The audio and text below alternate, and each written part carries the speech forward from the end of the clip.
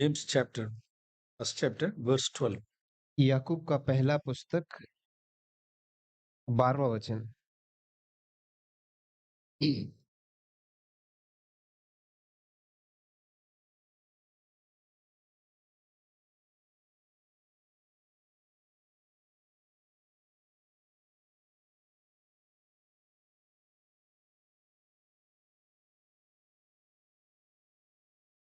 एक का 12।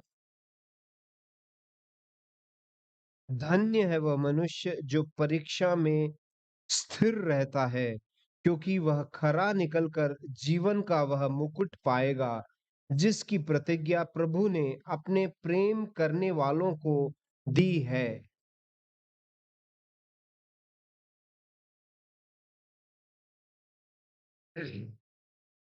Now, வாசிக்கிறோம், हम यहाँ पढ़ते हैं, கர்த்தரிடத்தில் அன்பு கூறுகிறவர்களுக்கு, those who love the Lord. वहां लिखा है जो परमेश्वर से प्रेम रखते हैं।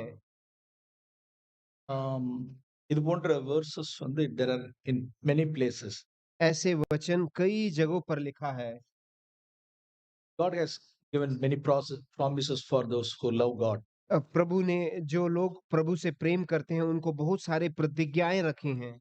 We all know Romans 8:28. हमने रोमियो 8 का 28 के बारे में हमने सुना है। அவரிடத்தில் அன்பு கூறுகிறவர்களுக்கு சகலமும் நன்மைக்கே. वो जो परमेश्वर से प्रेम करते हैं उनके लिए सारी चीजें भलाई के लिए उत्पन्न होती हैं। Here also one promise. यहाँ पर भी एक ऐसा ही वागदान है। கர்த்தரிடத்தில் அன்பு கூறுகிறவர்களுக்கு crown of life. जो परमेश्वर से प्रेम करने वाले हैं उनको सर पर एक मुकुट मिलेगा, जीवन का मुकुट। இன்னும் கூட வாசிக்கிறோம், हम एक और चीज पढ़ते हैं, chapter 2, दूसरे अध्याय में verse 5. 5वां वचन। That's also we are seeing one more promise for that. वहां पर भी एक प्रतिज्ञा हम देखते हैं। Please read verse 5. 5वां वचन पढ़ेंगे। हे मेरे प्रिय भाइयों सुनो, क्या परमेश्वर में इस जगत के कंगालों को नहीं चुना कि विश्वास में धनी और उस राज्य के अधिकारी हो जिसकी प्रतिज्ञा उसने उनसे की है जो उससे प्रेम रखते हैं। கர்த்தரிடத்தில் அன்பு கூறுகிறவர்களுக்கு தேவன் வாக்கு பண்ணியிருக்கிறது ராஜ்யம், கிங்டம். परमेश्वर से प्रेम रखने वालों को एक प्रतिज्ञा दी है, वो है उसका राज्य। இங்க நான் வாசிக்கிறோம் chapter 1 verse 12. கர்த்தரிடத்தில் அன்பு கூறுகிறவர்களுக்கு crown of life. वहां हमने पहले अध्याय के 12वें वचन में लिखा, परमेश्वर से प्रेम करने वालों को जीवन का मुकुट मिलेगा। In 1 Corinthians chapter 2 verse 10 also we read one more walk promise. हमने 1 कोरिन्थी पहले दूसरे अध्याय के 10वें वचन में भी एक और ऐसी ही प्रतिज्ञा हमने पढ़ा था। Things which God has prepared for those who love God. जो परमेश्वर से प्रेम करते हैं उनके लिए परमेश्वर ने क्या तैयार करके रखा है। This is for those who love God. ये सारी प्रतिज्ञाएं उन लोगों के लिए हैं जो परमेश्वर से प्रेम करते हैं। சகலமும் நன்மைக்கு ஏதுவாக நடக்கிறது. सारी चीजें उनके भलाई के लिए होती हैं। crown of life and தேவன் promise பண்ணியிருக்கிறார். वो जीवन का मुकुट प्रभु ने देने को तैयार है। eternal kingdom ऑफर பண்றார், promise பண்ணியிருக்கிறார். अनंत काल का जो राज्य है वो देने के लिए वह तैयार है। நன்மைக்காக ஜீவனின் crown of life, everything. वह जीवन का मुकुट, वह अनंत जीवन, सब कुछ देने के लिए वो तैयार है। என்னுடைய பார்ட் என்ன? मेरा भाग क्या है? verse 12. 12वां वचन। நாம் இந்த verse 12ல நான் இப்படி ஒரு கேள்வி கேட்கலாம். one question but through two answers. इसमें हम एक प्रश्न पूछेंगे जिसका जो जवाब है वो दो जवाब है। Who will receive the crown of life? जीवन का मुकुट किसको मिलेगा? There are two answers. उसका दो उत्तर है। one answer, पहला उत्तर, சோதனையை சகிக்கிற மனுஷனுக்கு ஜீவகிரீடம். परीक्षा में स्थिर रहता है उसको जीवन का मुकुट मिलेगा। one more answer. एक और उत्तर, கர்த்தரிடத்தில் அன்பு கூறுகிறவர்களுக்கு ஜீவகிரீடம். परमेश्वर से प्रेम करने वालों को वो जीवन का मुकुट मिलेगा। அருமையானவர்களே, இந்த ரெண்டு ஆன்சரையும் உள்ளார பார்த்திருக்காங்களா? आपने ये दोनों उत्तर देख पाए हो प्रियजनों? one question, एक प्रश्न, 2 answers. 2 उत्तर। சோதனையை சகிக்கிற மனுஷன் crown of life. जो परीक्षा में स्थिर रहता है, उसको जीवन का मुकुट मिलेगा। கர்த்தரிடத்தில் அன்பு கூறுகிறவர்களுக்கு crown of life. प्रेम करने वालों को जीवन का मुकुट मिलेगा। இப்ப இந்த 2 ஆன்சரையும் we can put it in one answer. दोनों उत्तर को मिलाकर हम एक उत्तर बनाएंगे। அந்த மெர்ஜ் பண்ணி ஒரு ஆன்சரை சொல்றேன் யாரும். आप में से कोई भाई लोग बताएं कि वह एक करके क्या उत्तर आएगा? நம்ம சொல்ல வேண்டாம், அவங்க சொல்லட்டும். हम नहीं बोलेंगे, भाई लोग बोले। 2 answers. 2 उत्तर हैं, Now we have to merge it into one. उन दोनों को मिलाकर हमें एक उत्तर बनाना है। Let them sell. भाई या बहन भी बोल सकते हैं, Anyone? कोई भी। Okay, please. ஆ. ஆ. அதை இன்னும் கொஞ்சம் கரெக்ட்டா திருத்தி. उसको और भी सुधार के अगर बोले तो எஸ் கரெக்ட் தான். आप सही बोल रहे हो। यस यस यस हाँ प्लीज टेल. जो परमेश्वर से प्रेम करते हैं, वो परीक्षा में स्थिर रहते हैं। அவர்களுக்கு தேவன் என்னத்தை வச்சிருக்கிறார் उनके लिए क्या परमेश्वर ने रखा हुआ है? crown of life. That is eternal life. वो जीवन का मुकुट, मतलब कि अनंत जीवन। அப்ப யார் சோதனையை சகிக்க முடியும்? कौन परीक्षा में स्थिर रह सकता है? அது hardships இருக்கட்டும், trials இருக்கட்டும், persecutions இருக்கட்டும், whatever it may be, वो will endure. दुख हो, परेशानी हो, कठिनाइयां हो, उन सबों में से गुजर के जाने वाले। கர்த்தரிடத்தில் அன்பு கூறுகிறவர்கள் மாத்திரமே சோதனையை சகிக்க முடியும். जो परमेश्वर से प्रेम करते हैं वो ही परीक्षा में स्थिर रहेंगे। தேவனிடத்தில் சோதனை சகிப்பதற்கு சோதனை ஜெயிப்பதற்கு परीक्षा में जयवंत होने के लिए परमेश्वर के पास தேவனிடத்தில் 2 விதமான கிரேஸ் இருக்கு. God has 2 types of 2 categories of grace. परमेश्वर के पास 2 प्रकार के अनुग्रह हैं। One is restraining grace. एक है रोकने वाला अनुग्रह। Other one is overcoming grace. दूसरा है उसके ऊपर जय प्राप्त करने वाला अनुग्रह। In the earlier life, in the beginning of the Christian life, हमारे क्रिस्ती जीवन के शुरुआत में we can experience the restraining grace. वह अनुग्रह जो हमें रोकता है, ऐसा अनुग्रह। When we grow in the Lord, जब हम परमेश्वर में बढ़ते हैं, one more grace is that it's overcoming grace. एक और अनुग्रह है, वो है जय प्राप्त करने वाला अनुग्रह। For whom it has been given. For whom it is given. वो घर के लिए दिया, परिवारों के लिए दिया हुआ है। One who fears the Lord, one who loves the Lord. जो परमेश्वर का भय मानता है, परमेश्वर से प्रेम करता है। Just I want to give some examples for restraining grace and overcoming grace. मैं ये दोनों के विषय में मैं उदाहरण देना चाहता हूँ। वो रोकने वाला अनुग्रह, वह जयवंत होने वाला अनुग्रह। See in Genesis chapter 20. हम उत्पत्ति का 20वां अध्याय। So these are all examples from even the Old Testament. ये सब उदाहरण जो है पुराने नियम से हम देख रहे हैं। Genesis chapter 20. उत्पत्ति 20वां अध्याय। There we see a man, Abimelech. वहां एक मनुष्य के विषय में पढ़ते हैं, अबीमेलेक। அவன் சாராளை அப்ரஹாமுடைய மனைவி சாராளை ஆள் அனுப்பி தன்னுடைய பேலஸ் கொண்டு வந்துட்டான். उसने अब्राहम की पत्नी सारा को लेके अपने महल में लेके आ गया। கர்த்தர் அவளை தொடாதபடிக்கு அபிமெலேக்கை தடுத்தார். अबीमेलेक सारा को ना छुए, इस प्रकार से प्रभु ने सब कुछ संभाला। Okay, please read it from verse 3. हम तीसरे वचन से पढ़ेंगे। 3, 4, 5, 6 please. 3, 4, 5, 6 पढ़ेंगे। This is restraining grace. ये रोकने वाला वो अनुग्रह के विषय में पढ़ God रहे हैं। himself prevent a man to not to commit sin. परमेश्वर खुद एक व्यक्ति पाप न करे, इस रीति से वो रोक सकता है। Even such a heathenக்கு தேவன் இப்படி செய்வாரானால், एक अविश्वासी व्यक्ति को अगर ऐसे प्रभु कर सकता है, even such a ஒரு heathen, ஒரு கிங்கே இப்படி செய்வாரானால், how much more to God's people. एक अविश्वासी व्यक्ति एक राजा को ऐसे कर सकता है, तो कितना अधिक हम लोगों को वो करेगा। Okay, you please read it from verse 3. हम तीसरे वचन से पढ़ेंगे। रात को परमेश्वर ने स्वप्न में अबीमेलेक के पास आकर कहा, सुन, जिस स्त्री को तूने रख लिया है उसके कारण तू मर जाएगा, क्योंकि वह सुहागिन है। परंतु अबीमेलेक तो उसके पास न गया था। तो उसने कहा, हे प्रभु, क्या तू निर्दोष जाति का भी घात करेगा? और उसी ने स्वयं मुझसे नहीं कहा कि वह मेरी बहन है, और उस स्त्री ने भी आप कहा कि वह मेरा भाई है। मैंने तो अपने मन में खराई और अपने व्यवहार में सच्चाई के से यह काम किया है। 6 परमेश्वर ने उससे स्वप्न में कहा, हाँ, मैं भी जानता हूँ कि अपने मन की खराई से तूने यह काम किया है, और मैंने तुझे रोक भी रखा है कि तू मेरे विरोध पाप न करे। इसी कारण मैंने तुझसे उसे छूने नहीं दिया। நீ எனக்கு விரோதமாய் பாவம் செய்யாதபடிக்கு உன்னை தடுத்தேன். तू पाप न कर मेरे विरोध में, इसलिए मैंने तुझे रोका।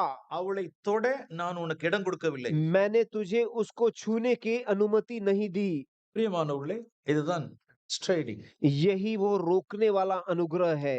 தேவன் புறஜாதியான ஒரு ஹீத்தன் மேனுக்கு செய்வாரானால், एक बाहर का एक अविश्वासी व्यक्ति को अगर प्रभु ऐसे कर सकता है, ஏன் தேவனுடைய பிள்ளைகளுக்கு செய்யக்கூடாது? क्यों परमेश्वर के बच्चों के लिए वो नहीं करेगा? நிச்சயமாய் செய்வார். जरूर करेगा। ஆனால் ஏன் செய்ய முடியல? क्यों वो नहीं कर पा रहा है? ஃபார் எக்ஸாம்பிள் டேவிட் उदाहरण के लिए David, his own chosen man, और उसके द्वारा चुना हुआ व्यक्ति David, God, a man after God's own heart. परमेश्वर के हृदय के अनुसार का मनुष्य दावीद, சாராளை அ, அ, உரியாவினுடைய உரியாவினுடைய மனைவி பத்சேபாளை அவன் அழைத்து கொண்டு வந்தான். उरिया की पत्नी बर्शिबा को वो पकड़ के अपने महल में लेके आया था। தேவன் தடுக்கல. परमेश्वर ने उसको नहीं रोका, டேவிட்டை தடுக்கல. दावीद को नहीं रोका। he committed sin. वहां उसने पाप किया, ஆனா ஹீத்தன் கிங்க்கு தேவன் தடுத்தார். परंतु ये बाहर जाति वाले व्यक्ति को, अविश्वासी को परमेश्वर राजा को रोका, டேவிட்டை தடுக்கல. दावीद को नहीं रोका। ஏன் அப்படின்னா, क्यों? what's the difference between two kings? इन दोनों राजा के बीच में क्या अंतर है? no integrity. वो अच्छा मन नहीं है। இந்த மனுஷன்ட்ட இன்டெகிரிட்டி இருந்துச்சு. वो सच्चाई इस व्यक्ति के पास था। டேவிட் இன்டெகிரிட்டி கிடையாது. दावीद के पास वो सच्चाई नहीं थी। அவன் காரியங்களை எல்லாம் மறைத்தான். वो सारी चीजों को उसने ढांप दिया दावीद ने। that's the matter. that's the difference. वही अंतर है। that's the difference. वही अंतर है।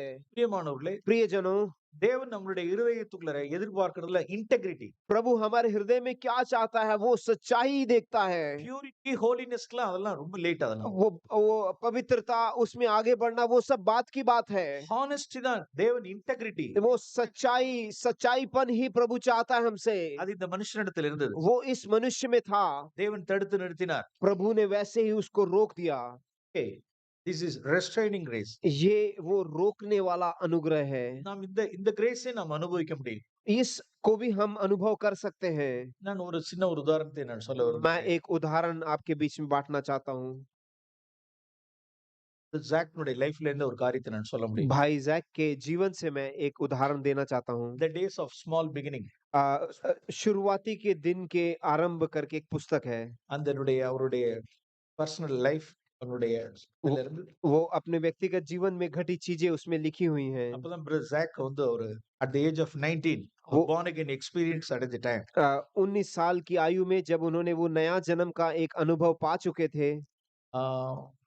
தேர்ட் சாப்டர் நினைக்கிறேன். Third chapter. मेरे को लग रहा है वो तीसरा अध्याय था। அதுல அவர் தன்னுடைய சொந்த டெஸ்டிமனியை சொல்லிருப்பார். वो अपनी साक्षी वहां बोल रहे हैं। அதை நான் ரெஸ்ட்ரைனிங் கிரேஸ்க்கு ஒரு எக்ஸாம்பிளா நான் சொல்ல விரும்புகிறேன். मैं वो रोकने वाला अनुग्रह का उदाहरण के रीति में मैं वो किताब से वो भाग में அந்த चुना हूं। டைம்ல பிரதர் ரட்சிக்கப்பட்டு அவர் கொச்சின்ல உள்ளதான நேவல் பேஸ்ல இருக்கார். वो उस समय उनका उद्धार होके वो नेवल बेस कोचीन में, केरल में है। ரட்சிக்கப்படாததற்கு முன்னதாக, பிஃபோர் சால்வேஷன், அந்த எக்ஸ்பீரியன்ஸ், born again எக்ஸ்பீரியன்ஸ் இல்லாததுக்கு முன்னால அவருடைய ஃப்ரெண்ட்ஸோட கூட இந்த நேவல் பேஸ்ட் உள்ள சினிமா தியேட்டர்ல சினிமா பார்ப்பது உண்டு. प्रभु को जानने से पहले वो अपने दोस्तों के साथ वहां नेवल बेस में एक सिनेमा थिएटर था, वहां वो जाया करते थे सिनेमा देखने के लिए। ஓகே, இப்ப ரட்சிக்கப்பட்ட பிறகு the same friends அவர் வந்து கூப்பிட்டு தியேட்டருக்கு கூப்பிடுறாங்க. अभी उनका प्रभु में आने के बाद वही दोस्त जो उन्होंने पहले उनको बुलाते थे, वो अभी भी आके बुला रहे हैं, चलिए हम सिनेमा देखने जाएंगे। இப்ப அவருக்கு என்னன்னா, அவருக்கு சினிமா பார்க்கறதுக்கு விருப்பம் இல்ல. अभी उनको वो सिनेमा देखने की इच्छा नहीं है। அதனுடைய டிசைரே எடுபட்டு போச்சு. वो आग्रह ही निकाल दिया। No desire at all. वो देखने की इच्छा ही नहीं है। ஆனால் அவருடைய ஃபிரெண்ட்ஸ் கூப்பிடுறதான இன்வைட் பண்ற ஃபிரெண்ட்ஸ் கிட்ட போல்டா, கரேஜா, நோ ஐ கேனாட் கம் அப்படின்னு சொல்றதுக்கு அவருக்கு என்ன இல்ல அப்படின்னா ஒரு கரேஜ் இல்ல. परंतु उनके दोस्त जो अभी आके उन्हें बुला रहे हैं, चलो सिनेमा देखें, उनके सामने खड़े होके स्थिर होकर नहीं मैं नहीं आ सकता करके बोलने का वो धैर्य नहीं है उनको। நான் ஒரு born again கிறிஸ்டியன் அப்படின்னு சொல்றதுக்கு ஒரு கன்ஃபெஸ் பண்றதுக்கு உண்டான ஒரு ஒரு ஃபெய்த் கன்ஃபெஸ் பண்ண முடியல. और वो एक धैर्य कि मैं एक नया जन्मा हुआ ख्रिस्ती हूँ करके बोलने के लिए वो धैर्य नहीं है उनके पास। இப்போ அவர் என்ன செய்றாரு அப்படின்னா, तो वो क्या कर रहे हैं? அவங்களோடய கூட தியேட்டருக்கு போறார். நேவல் பேஸ் தியேட்டருக்கு போறார். और वो उनके साथ ही वो नेवल बेस के वो थिएटर को जा रहे हैं। போகிற வழியிலேயே அவர் he was praying. वो जाने वाले रास्ते पर ही वो प्रार्थना कर रहे थे मनोमन। ஆண்டவரே, நான் இந்த சினிமா பார்க்காதபடிக்கு என்ன தடுத்துருங்க. प्रभु ये सिनेमा ना देखूं उस रीति से मुझे किसी रीति से रोकिए। Lord, you please prevent me. प्रभु मुझे रोकिए किसी रीति से। எனக்கு டிசைரே கிடையாது. मेरे को इच्छा नहीं है वो देखने की। Please help me Lord. प्रभु मुझे मदद कीजिए। நேரா போறாங்க. वो आगे ही जा रहे हैं। தியேட்டர்ல என்ன அவுட் இருக்குன்னா ஒரு நோட்டீஸ் ஒட்டி இருக்கு. हाँ, थिएटर में जाते ही वहां पे एक नोटिस डाला हुआ है। அந்த சினிமா அந்த ரீல் வரல. वो जो रील है उस समय का सिनेमा दिखाने का அதனால இந்த இந்த கேன்சல். वो आया नहीं है, इसलिए आज इसका सिनेमा कैंसिल हो गया है। பிரதர் அப்படியே எக்ஸைட் ஆயிட்டாரு. भाई एकदम खुशी से ஓகே. भर गए। எல்லாம் ரிட்டர்ன் ஆயிட்டாங்க. सब लोग वापस लौट के आ गए। பிரதர் சந்தோஷமா திரும்புறாரு. वो भाई एकदम भाईजाक एकदम खुशी के साथ हैं। அப்ப ஆண்டவர் பேசுறாரு அவர்ட்ட. परमेश्वर उनसे बात करते हैं। இந்த ஒரு தடவை தான் உனக்கு நான் வந்து ரெஸ்ட்ரைனிங் கிரேஸ். एक बार ही तुझे वो रोकने वाला अनुग्रह मैं दे रहा हूँ। நெக்ஸ்ட் டைம்க்கு अगली बार से இப்படி எல்லாம் ரீல் பொட்டி காட்சி கேன்சலேஷன்லாம் இருக்காது. अगली बार से ऐसे रील लोग रोक दिया, सिनेमा कैंसिल हो गया, ऐसा कुछ नहीं होगा। எல்லாம் இருக்கும். सब Everything will be there. सब कुछ वैसे का वैसा ही रहेगा। You have to confess your faith. तुझे तेरा विश्वास को वहां अंगीकार करना है उनके सामने। I am a born again Christian. मैं एक नया जन्मा हुआ विश्वासी हूँ। I won't come with you. मैं आपके साथ नहीं आ सकता। Extremely sorry. मुझे क्षमा कर दीजिए। அப்படின்னு you have to confess your faith. ऐसे अपना विश्वास तुझे वहां उनके सामने अंगीकार करना है। That is overcoming grace. ये जयवंत होने वाला अनुग्रह है। நம்ம beginning okay. हम शुरुआत में ठीक है ऐसा, Restraining grace okay. वो रोकने वाला अनुग्रह अच्छा है, நாம் அடுத்த கிரேஸ்க்கு நாம் போகணும். परंतु हमें उससे बढ़कर वो अगले अनुग्रह की ओर जाना है। அதே மாதிரி ஒரு சிச்சுவேஷன் ஒரு டெம்ப்டேஷன் வந்தது. ऐसे ही एक दूसरा एक परीक्षा आती है। பிரதர் போல்ட்ல கரேஜா சொல்லிட்டார். वहां उन्होंने धैर्य के साथ बोला। இந்த அவருடைய டெஸ்டிமனி அந்த புக்ல எழுதிருப்பார். उनका वो साक्षी उस किताब में लिखा है, छोटे दिनों की शुरुआत करके। அத நான் ஒரு எக்ஸாம்பிளா நான் वहां से मैं कई बार वो उदाहरण लिया है। in the beginning, in the beginner's life was okay. वो शुरुआती के दिनों में वो अच्छा है। பிரியமானவர்களே, we have to grow in the Lord. हमें परमेश्वर में उन्नति पाना है। We have to grow in the grace of Lord. हमें परमेश्वर के वो अनुग्रह में हमें बढ़ना है। So one more grace is overcoming grace. एक और अनुग्रह है, वो है जयवंत होने का वो अनुग्रह। That is hating sin. वो है पाप के विरोध में खड़ा होना। One is avoiding sin. एक है पाप से बचना, Avoiding sin. किसी रीति से बचना। Another one is resisting sin. दूसरा है उसके विरोध में खड़ा होना, Even to the point of death. जब तक मृत्यु ना हो जाए तब तक लड़ना, Even to shedding of blood. जब तक हमारा रक्त नहीं बह जाता, Even to the point of death. हमारे मृत्यु तक। Resisting sin and hating sin. वो उसके पाप के विरोध में रहना और उससे मल करना, That is overcoming grace. ये है जयवंत होने वाला अनुग्रह। Dear families, प्रिय परिवार, God's grace is such a overcoming grace is available for each and every one of us. प्रभु का इस प्रकार से जयवंत होने वाला अनुग्रह हमारे सब लोगों के लिए है। We can see one more example for overcoming grace in Genesis chapter itself. हम वो उत्पत्ति के पुस्तक में ही एक और ऐसे जयवंत होने वाला एक उदाहरण है। Genesis chapter 39. उत्पत्ति का 39 चैप्टर पढ़ेंगे। Joseph. यूसुफ के विषय में। நாம் கிரேஸ் அப்படின்னு சொல்றது இன்னைக்கு இருக்கிறதான நியூ கோவெனன்ட் டேர்ம்ல போய் அத கிரேஸ் நம்ம பார்க்க வேண்டாம். इस नए करार में अनुग्रह का जो हम व्याख्या करते हैं उसके अनुसार आप पुराने नियम का अनुग्रह ना सोचें। Okay, இங்கேயும் sin is very serious sin. पाप जो है वो बहुत ही गंभीर है। Joseph, ஒரு young man, यूसुफ जो है एक जवान व्यक्ति है, he was a slave. वो एक दास था। அவனுடைய போத்திபார் ஊர்ல இல்ல, வீட்ல இல்ல. वहां पोतीफार जो पति थे वो घर पे नहीं थे। அவளுடைய போத்திபாருடைய ஒய்ஃப் டெய்லி அவளை தொந்தரவு கொடுத்துக்கிட்டே இருக்கா. पोतीफार की जो पत्नी थी वो हर रोज उसको सताती रहती थी। சூழ்நிலைகள் சர்க்கம்ஸ்டான்சஸ்லாம் ரொம்ப ஃபேவரபிளா இருக்கு. सारी जो अवस्थाएं थी वो पाप करने के लिए एकदम अनुकूल था। அவ அவ அதிகாரத்துல வந்து எனக்கு இணங்கு அப்படிங்கிறா. वह जबरदस्ती करके मेरे अधिकार के अधीन हो जा करके वो स्त्री उसको दबाव डाल रहे हैं। யாருமே இல்ல. और कोई नहीं है वहां पे। தேவன் அந்த இடத்துல அப்படி விட்டுட்டார். परमेश्वर ने उसको वहां छोड़ दिया यूसुफ को। ஜோசப்க்கு எந்த விதமான ஸ்ட்ரைனிங் கிரேஸ் எல்லாம் தேவன் கொடுக்கல. वहां यूसुफ को कोई रोकने वाला अनुग्रह नहीं दिया। அங்க ஒரு ஃபைட் நடக்குதுங்க. वहां एक मल चल रहा है, एक युद्ध चल रहा है। அவருடைய ட்ரெஸ்ஸ பிடிச்சிட்டா. वहां उसका कपड़ा पकड़ के खींच रही है वो स्त्री। ஒரு ஃபைட்டே நடக்குதுங்க. वहां एक युद्ध ही चल रहा है। அப்ப அந்த இடத்துல வந்து தேவன் ஏதாவது தடுத்தாரா? वहां क्या परमेश्वर ने आके कुछ रोका क्या? திடீர்னு புருஷன் வந்து நாக் பண்ணானா? वहां किसी ने आके दरवाजे पे खटखटाया क्या? திடீர்னு वहां कोई आदमी नहीं आया। எல்லாம் எவ்ரிதிங் இஸ் சின்னுக்கு ஃபேவரா இருக்கு. पाप करने के लिए सब कुछ अनुकूल है। இப்ப நம்ம என்ன செய்யணும்? हमें क्या करना है वहां पे? There is overcoming grace. वहां जयवंत होने वाला अनुग्रह चाहिए। He overcome. He endured the trial, वो the temptation. उस परीक्षा में से वो बाहर निकला, वो जीता। நம்ம இந்த வசனத்தை எப்படி வாசிச்சோம்? ஜேம்ஸ் 1:12. हमने याकूब का पुस्तक 1:12 में क्या पढ़ा हमने? Let us हम वापस जाएंगे वहां पे। one more time. Please read verse 12. एक बार हम वापस पढ़ेंगे।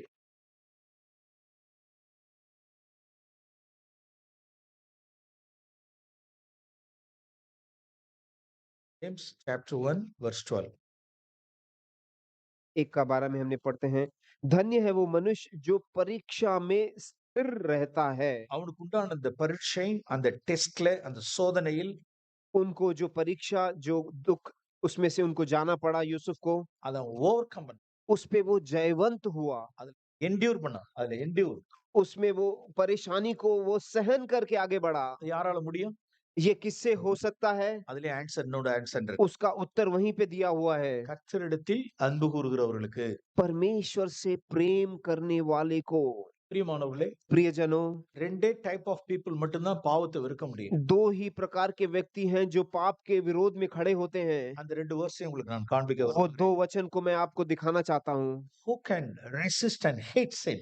कौन वो पाप के विरोध में खड़े होके उसके साथ मल कर सकता है? Only these two people. यही दो प्रकार के लोग कर सकते हैं। One is Psalm 97 verse 10. एक है भजन संहिता 97। Psalm 97 भजन संहिता verse 97 10. 10वां वचन। Please read. Psalm 97 verse 10। हाँ. हे यहोवा के प्रेमियों, बुराई से घृणा करो। கர்த்தரிடத்தில் அன்பு கூறுகிறவர்கள் தீமையை வெறுப்பார்கள். यहोवा से प्रेम करने वाले बुराई से घृणा करेंगे। One more verse. एक और वचन, Proverbs chapter 8. Proverbs नीति वचन 8वां अध्याय verse 13. 8 का 13वां वचन। Proverbs 8:13। Verse 13. 8 का 13वां वचन हम पढ़ेंगे। यहोवा का भय मानना बुराई से बैर रखना है। கர்த்தருக்கு பயப்படுகிறவர்கள் தீமையை வெறுப்பார்கள். परमेश्वर का भय रखने वाला बुराई से बैर रखेगा। Psalm 97. भजन संहिता 97 में हमने क्या पढ़ा? கர்த்தரிடத்தில் அன்பு கூறுகிறவர்கள் தீமையை வெறுப்பார்கள். परमेश्वर से प्रेम करने वाले बुराई से घृणा करेंगे। Proverbs 8:13. नीति वचन 8:13 में கர்த்தருக்கு பயப்படுகிறவர்கள் தீமையை வெறுப்பார்கள். यहोवा का भय मानने वाले बुराई से बैर रखेंगे। ஜோசப் எப்படி தீமையை வெறுக்க முடிஞ்சது? यूसुफ ने किस प्रकार से बुराई को बैर किया? ஒரு ஓல்ட் கவெனன்ட்ல ஓல்ட் டெஸ்டமென்ட் டைம்ல வாழ்ந்த மனுஷன் எப்படி தீமையை வெறுக்க முடிஞ்சுச்சு? एक पुराने नियम में पुराने नियमों के साथ जीने वाला एक यूसुफ कैसे वो बैर कर पाया? அவன் கர்த்தருக்கு பயந்த மனுஷன். वो परमेश्वर का भय मानने वाला व्यक्ति, இடத்தில் அன்பு கூர்ந்த மனுஷன். वह परमेश्वर से प्रेम रखने वाला व्यक्ति, ஆகையினால் சோதனை சகிக்க முடிஞ்சது. इसलिए वह परीक्षा में स्थिर रह पाया। அதனுடைய பலன் அவனுடைய அவனுடைய அவனுடைய ஹோலினஸ், காஸ்ட்லி ஹோலினஸ். उनका जो पवित्रता था वो बहुत बहुमूल्य था। He spent more than 10 years in his jail. वह 10 साल उसके कारण उसको वहां रहना पड़ा। Dear families, प्रियजनों, dear brothers, भाइयों, is our holiness costly? क्या हमारी पवित्रता इस प्रकार से बहुमूल्य है क्या? Joseph's holiness such a costly one. Yusuf का जो पवित्रता था वो बहुत कीमती था। அவன் தீமையை வெறுத்தபடினால் वह पाप को घृणा किया, बुराई को घृणा किया। அவனுக்கு கிடைச்சது என்ன அப்படின்னா அவனுடைய 10 years, more than 10 years he was in jail. उसको क्या उसका प्रतिफल मिला? उसे 10 साल कारागृह में बिताना पड़ा। Praise the Lord. प्रभु की महिमा हो। நம்மளுடைய ஒவ்வொரு holiness we have to pay the price. हमारे हर एक पवित्रता के लिए हमें एक कीमत चुकाना है। நம்மளுடைய righteousness costly இருக்கணும். हमारा जो नीतिमत्व है उसके वह भी कीमती होना चाहिए। நம்மளுடைய holiness costly இருக்கணும். हमारा जो पवित्रता है वो भी कीमती होना चाहिए। நம்மளுடைய worship costly இருக்கணும். हमारी आराधना वैसे ही कीमती होनी चाहिए। So he paid the price. और उसने वो कीमत चुकाई।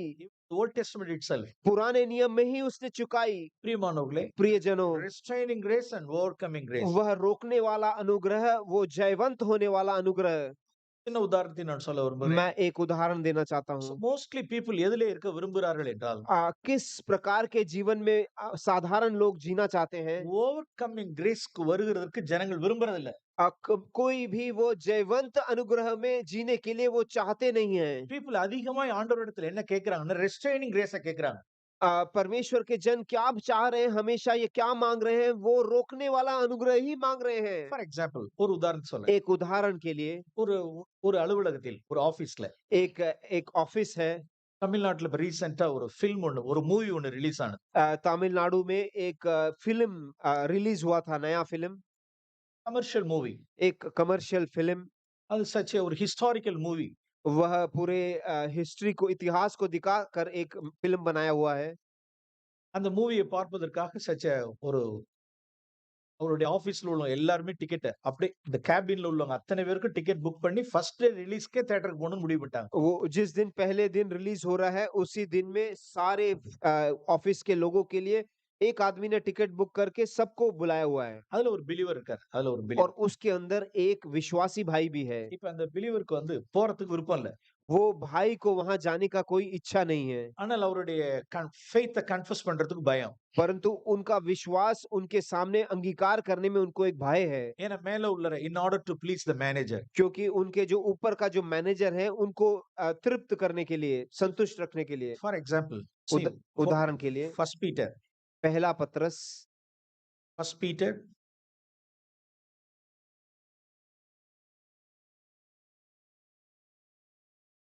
நம் ஃபர்ஸ்ட் செஷன்ல நம் பிரதர் மூலமா நாம் கேட்டோம். We have to suffer. हमने पहले सेशन में भाई के द्वारा हमने सुना हमें दुख उठाना है करके। நாம் எதுக்கெல்லாம் நாம் சஃபர் பண்ண வேண்டியதா இருக்கு. हमें किस किस चीजों के लिए दुख उठाना है? In First Peter chapter 4 verse 16. पहला पत्रस चौथा अध्याय 15 वचन। 15 chapter 4 verse 16. 16वां वचन, चौथे अध्याय का 16वां वचन। पर यदि मसीह होने के कारण दुख पाए तो लज्जित ना हो, पर इस बात के लिए परमेश्वर की महिमा करें। கிறிஸ்தவனாய் இருப்பதால் நாம் நமக்கு பாடு உண்டு. मसीही होने के कारण हमें दुख होगा। Okay, verse 14. 14वां वचन, கிறிஸ்துவின் நிமித்தம் நாம் நிந்திக்கப்பட்டால் பாக்கியவான்கள். यदि मसीह के नाम के लिए तुम्हारी निंदा की जाए तो धन्य हो। Okay, verse chapter 3 verse 14. तीसरे अध्याय का 14वां वचन। Chapter 3 verse 14. तीसरे अध्याय का 14वां वचन। और यदि तुम धर्म के कारण दुख भी उठाओ तो धन्य हो। நீதியின் நிமித்தமாக, righteous for righteousness धा- sake we have to suffer. धार्मिकता के लिए अगर आपको दुख सहना पड़े, அதன் நிமித்தமாய் நாம் பாடுபடுவோம். अगर उसके लिए भी हम दुख उठाएंगे। Okay, chapter 2 दूसरा अध्याय verse 19. 19वां वचन, First Peter chapter 2 verse 19. पहला पत्रस दूसरा अध्याय का 19वां वचन, हाँ, क्योंकि यदि कोई परमेश्वर का विचार करके अन्याय से दुख उठाता हुआ क्लेश सहता है तो यह सुहावना है। தேவன் மேல் பற்றுதலாய் இருக்கிற மனசாட்சி நிமித்தம். परमेश्वर के साथ वह अच्छे विचार रखने वाला व्यक्ति, Okay, நாம் பாடுபடுவோம். हम दुख उठाएंगे। Verse chapter 4. चौथा अध्याय Okay, verse 3 and 4. 3 और 4 में हम पढ़ते हैं। Chapter 4 verse 3 and 4. चौथा अध्याय 3 और 4, क्योंकि अन्य जातियों की इच्छा के अनुसार काम करने और लुचपन की बैरी अभिलाषाओं, मतवालापन, लीला क्रीड़ा, पियक्कड़पन और घृणित मूर्ति पूजा में जहां तक हमने पहले समय गवाया वही बहुत हुआ। इसमें चौथा वचन, इसमें से वे अचंबा करते हैं कि तुम ऐसे बारी लुचपन में उनका साथ नहीं देते और इसलिए वे बुरा भला कहते हैं।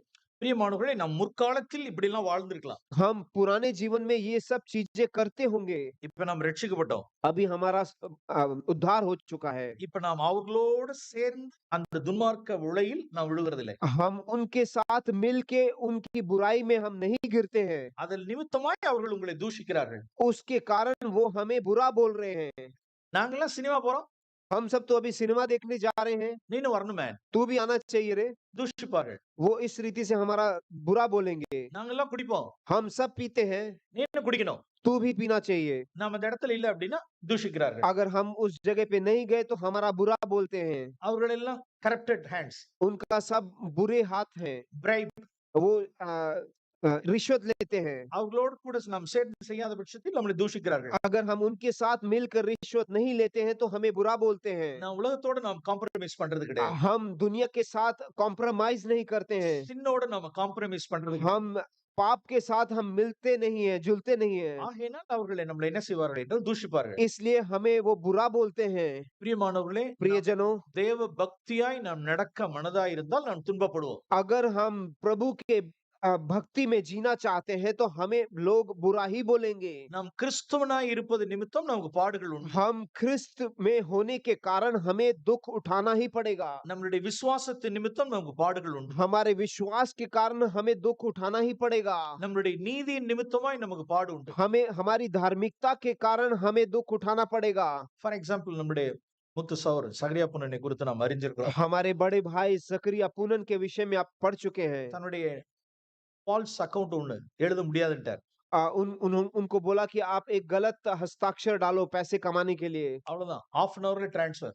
उन्होंने ना बोला, उसके कारण आधे घंटे में ही उनको ट्रांसफर कर दिया। நீதி நிமித்தமாய் துன்பப்படுதல்.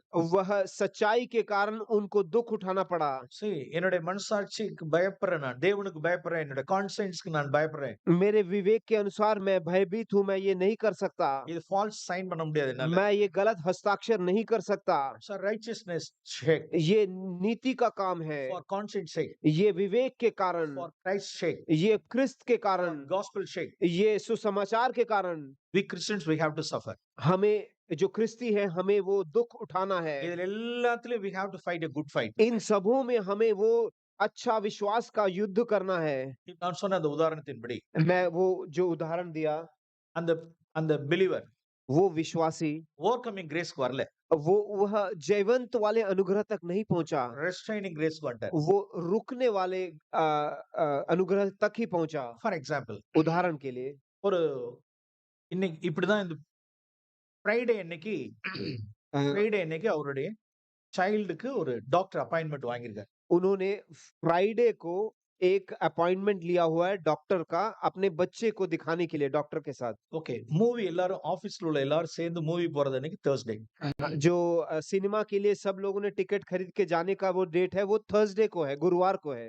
இப்ப என்ன பண்றாரு அப்படின்னா, उन्होंने क्या किया, அந்த டாக்டர்ஸ் ஃப்ரைடே அப்பாயின்ட்மென்ட்ட தூக்கி Thursday போட்டுக்கிட்டாரு இப்ப. उन्होंने वो डॉक्टर के पास जाके बात किया, सर मेरे को फ्राइडे नहीं मुझे थर्सडे कर दीजिए मेरा बच्चे का अपॉइंटमेंट। இப்ப என்ன சொல்றாரு அப்படின்னு பொய் சொல்லக்கூடாதாம். क्योंकि उनको झूठ नहीं बोल सकते मैनेजर के पास। "See, my child is sick. मेरा जो बेटा है वो तबीयत ठीक नहीं है, See, எனக்கு டாக்டர் அப்பாயின்ட்மென்ட் இருக்கு. मुझे डॉक्टर का अपॉइंटमेंट है, என்னால வர முடியாது." मैं आ नहीं सकता। அவ்வளவுதான். நான் இதுல இருந்து வந்துறேன். இதுல இருந்து நான் ரிலீஸ் ஆயிக்கிறேன். उसमें से मैं बाहर निकल गया। இது மாதிரி எவ்வளவு நாள் ஓட போறோம்? ऐसे हम कितना दिन चलेंगे? எவ்வளவு நாள் இப்படியே நம்ம தப்பிச்சுக்கிட்டே हम ऐसे ही अपने आप को किसी रीति से बचा-बचा कर कितने दिन चलेंगे? எப்ப நம்ம ஸ்டாண்ட் பண்ண போறோம்? எப்ப कब कब हम स्थिरता से खड़े रहेंगे? Sorry sir. सॉरी सर, என் ஆபீஸ் கேபின்ல இருக்கக்கூடியதான 100 பேர் நீங்க போனாலும் சரி. आप इस ऑफिस में जो 100 लोग हैं, पूरे 100 के 100 क्यों ना चले जाएं सिनेमा को। ஐ அம் எ கிறிஸ்டியன். मैं एक ख्रिस्ती हूँ, என்னால வர முடியாது. मैं नहीं आ सकता। அது நிமித்தம் சஃபர் ஆனாலும் சரி. उसके कारण मुझे दुख उठाना पड़े तो भी चलेगा। நாம் தூஷித்தாலும் நிந்திக்கப்பட்டாலும் मेरे विषय में बुरा बोले तो भी चलेगा। பிரியமானவர்களே, அவர்கள் தான் ஓவர் கமிங் கிரேஸ்ல வளர முடியும். प्रियजनों, ऐसे लोग ही वो जयवंत वाले अनुग्रह तक पहुंच सकते हैं। இன்னொரு சிஸ்டர் நான் அறிவேன். एक और ऐसे बहन के विषय में मैं जानता हूँ। ஒரு மேனேஜ்மென்ட்ல உள்ள ஒரு ஒரு காலேஜ், एक कॉलेज में वहाँ के जो मैनेजमेंट है, ஒரு இன்ஜினியரிங் காலேஜ். एक इंजीनियरिंग कॉलेज है वो। அந்த மேனேஜ்மென்ட் என்ன சொல்றாங்க அப்படின்னா, वो मैनेजमेंट क्या बोल रहे हैं? ஒரு பர்ட்டிகுலர் பாயை ஒரு டிபார்ட்மென்ட்ல உள்ள பர்ட்டிகுலர் பாயை வந்து டீடைன் பண்ண சொல்றாங்க. லேப்ல ஃபெயில் பண்ண சொல்றாங்க. वो जो एक लड़का है, वो उसका जब लैब का परीक्षा होगा, उसमें उसको मार्क्स नहीं देना है। போல்டா சொல்லிட்டாங்க. वो बहन ने एकदम धैर्य के साथ वहाँ बोल दिया। அவன் கரெக்ட்டா லேப்ல கரெக்ட்டா அட்டெண்ட் பண்ணி கரெக்ட்டா செஞ்சுட்டானா, I will give the full marks. अगर उसने लैब में आके सही रीति से पूरा उसने किया है, तो मैं उसको पूरा मार्क दे दूंगी। Sir, I am a Christian. मैं एक ख्रिस्ती हूँ, I won't go against my conscience. मैं मेरे विवेक के विरोध में मैं नहीं जा सकती। அவனுடைய paper release everything is okay, I will give full mark. उसके पेपर में अगर सब कुछ सही रीति से सब भरा है, तो मैं उसको पूरा मार्क दे दूंगी। I have to stand before my Lord. मुझे मेरे परमेश्वर के सामने खड़ा होना है, I cannot do this. मैं ये नहीं कर सकती। Praise the Lord. महिमा हो She परमेश्वर की। confessed the faith. उसने अपना विश्वास को अंगीकार किया, So no fear for men. इसके कारण उनको मनुष्य का कोई भय नहीं। We should never fear. हमें कभी भी ऐसे भयभीत होने की जरूरत नहीं। Our only fear of God. हमें மட்டும்தான். एक ही भय चाहिए, वो परमेश्वर का भय चाहिए। கர்த்தர் ஒருவருக்கே நாம் பயப்படுவோமா? परमेश्वर का वो भय अकेला ही हमें चाहिए। நாசில சுவாசம் உள்ள மனுஷனுக்கு நாம் பயப்பட வேண்டாம். नाक में श्वास वाले व्यक्ति का भय नहीं चाहिए हमें। நாம் தேவன் ஒருவருக்கு தான் நாம் பயப்படணும். हमें परमेश्वर का अकेला भय चाहिए। கர்த்தருக்கு பயப்படுகிற மனுஷன், நேசிக்கிற மனுஷன் தான் சோதனையை சகிக்க முடியும். परमेश्वर से प्रेम रखने वाला और परमेश्वर का भय रखने वाला व्यक्ति ही परीक्षा पर जय प्राप्त करेगा। பிரியமானவர்களே, நாம் ட்ரைனிங் கிரேஸ்ல இருந்து ஓவர் கமிங் கிரேஸ்க்கு நாம் வளருவோம். प्रियजनों, हमें वो रोकने वाले अनुग्रह से वो जयवंत होने वाले अनुग्रह तक हमें पहुंचना है। நாசில சுவாசம் உள்ள மனுஷர்களுக்கு நாம் பயப்பட வேண்டாம். नाक में श्वास रखने वाले वो मनुष्य को हमें भयभीत होने की जरूरत नहीं है। Sufferings we can glorify God. हमारे दुख उठाने के द्वारा परमेश्वर की महिमा होगी। Okay, நாம் இந்த verse James chapter 1:12 के नाम திருப்போம். हम वो याकूब पहला अध्याय का 12वें वचन पे लौटेंगे। James chapter 1 verse 12. याकूब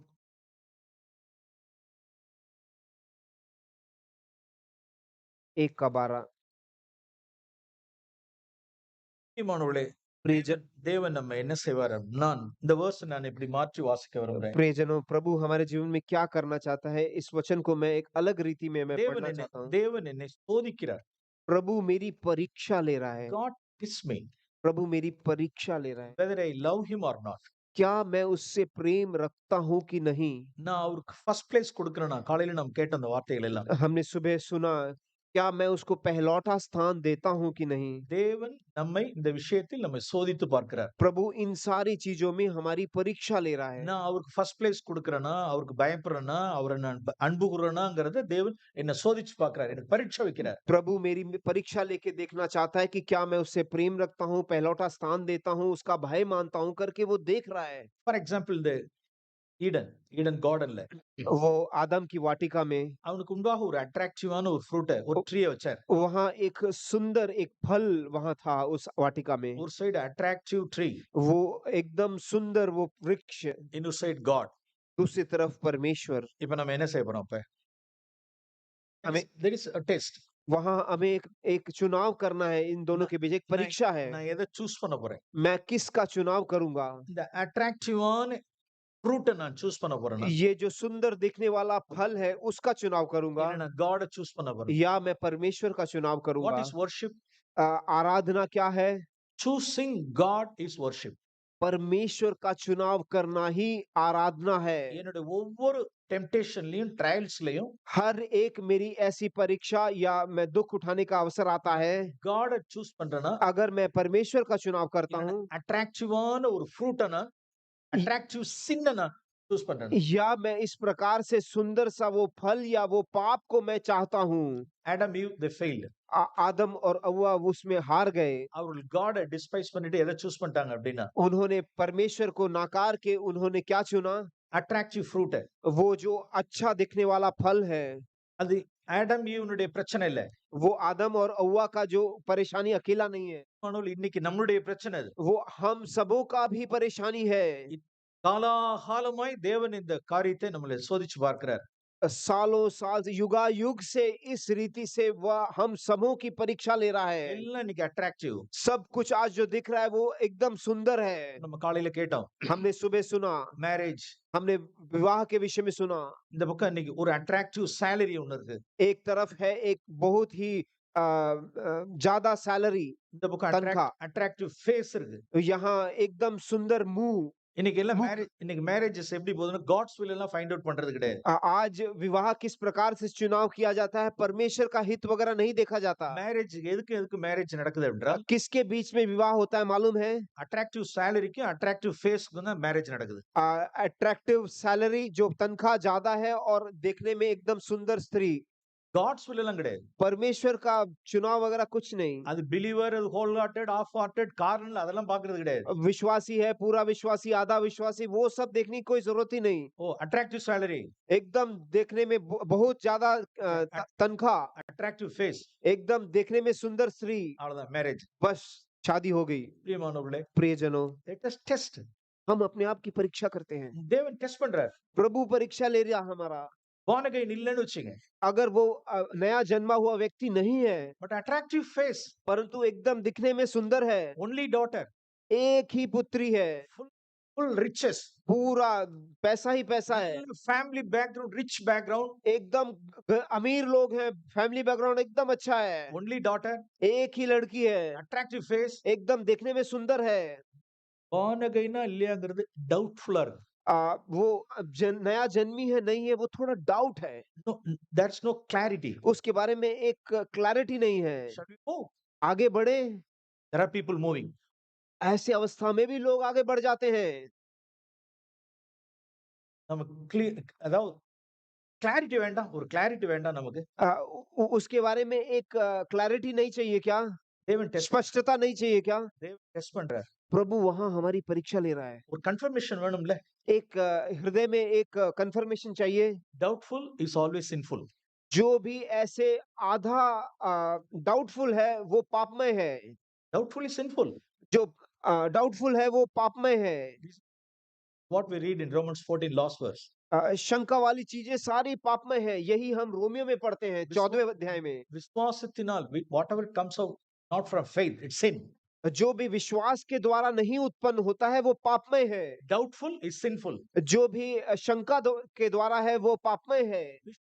forward. वहां हमें आगे नहीं बढ़ना चाहिए। okay, सब कुछ सही लग रहा है, but in the spiritual sense परंतु आत्मिक रीति से born again experience இல்ல. वो नया जन्मा हुआ वो नहीं है। godly person என்ன பண்ணும்? एक दैविक जन क्या करेगा? doubtful. ये शंका रहित, शंका की चीजें है। காரியத்தை நான் வச்சிட்டோம். मैं इसको छोड़ दिया। பிரியமானவர்களே, प्रियजनों, நார்த் இந்தியால எப்படின்னு தெரியல. नॉर्थ इंडिया में कैसा है मुझे नहीं मालूम। எல்லா இடத்துலயும் சேம். सब जगह एक ही समान है। பக்கா டவுரி சிஸ்டம். पूरा वो dowry system, dowry system. Dowry system, evil system. दहेज का सिस्टम, यस, Yes. वो बुरी Such, सिस्टम है। such an evil system. ये इतना बुरी चीज है। So God's people, जो परमेश्वर के जन हैं, they will hate sin, वो पाप को घृणा करेंगे। not even expectation. वो कभी वो चाहेंगे भी नहीं ऐसा पैसा। Zero. A Christian should have a zero expectation. एक ख्रिस्ती को इस प्रकार की अपेक्षाएं शून्य होनी चाहिए। Parents அந்த இடத்துல வர்றாங்கன்னு வச்சுக்கோ. वहां पे अगर हमारे पेरेंट्स आ रहे हैं, माता पिता, Parents demand பண்றாங்க. वो माता पिता बोल रहे हैं नहीं आपको लेना है दहेज। இன்னைக்கு இருக்கக்கூடியதான யங்ஸ்டர்ஸ்க்குலாம் என்ன வேணும் அப்படின்னா பேக் போன் நல்ல பேக் போன் இருக்கணும். आज के जो जवान भाई बहनों हैं उनको रीढ़ की हड्डी चाहिए। They have to stand firm. वहां उनको तैनात खड़ा होना है। சொல்லணும். वहां माता पिता को बोलना है, My daddy, my mummy, मेरे माँ मेरी पिता, it's my marriage, not your marriage. ये मेरी विवाह है, आपका विवाह नहीं है। Already आप तो विवाह आपका हो चुका है, it's my marriage. ये मेरा विवाह है। I have to decide it. मुझे यहाँ निर्णय लेने दीजिए। Far from that. मैं उससे बहुत ही दूर हूँ। You have to take such a stand. ऐसा एक स्थिर खड़ा होना बहुत जरूरी है। If she's unbeliever, not born again, अगर वो अविश्वासी है, नया जन्म नहीं पाई है, we have to fight a good fight. वहां एक विश्वास का अच्छा कुश्ती हमें लड़ना है। Suffer for that. उसका हमें दुख उठाना है। So, God tests us. वहां परमेश्वर हमारी परीक्षा ले रहा है। என்ன நேசிக்கிறாயா அல்லது இந்த அட்ராக்டிவ் ஃபேஸ் நேசிக்கிறாயா? तो मुझसे प्रेम कर रहा है कि वो सुंदर मुख को देख रहा है। என்ன நேசிக்கிறாயா? तो मुझसे प्रेम कर रहा है, இந்த இந்த அட்ராக்டிவ் சேலரி நேசிக்கிறாயா? ये जो बहुत ही अट्रैक्टिव सैलरी है उसको तू चाह रहा है। பிரியமானவர்களே, प्रियजनों, we have to stand a good stand. हमें वहां पे दृढ़ता से खड़े रहना है। தேவனுக்கென்று நாம் நிற்க வேண்டும். हमें परमेश्वर के लिए खड़ा रहना है। Adam Eve failed. आदम और अव्वा वहां गिर गए। Luke chapter 4. लूका 4 अध्याय। Him. यीशु वहां जयवंत हुए। Luke chapter 4. लूका 4 अध्याय verse 5 and 6. 5वां और 6वां। Luke chapter 4 verse.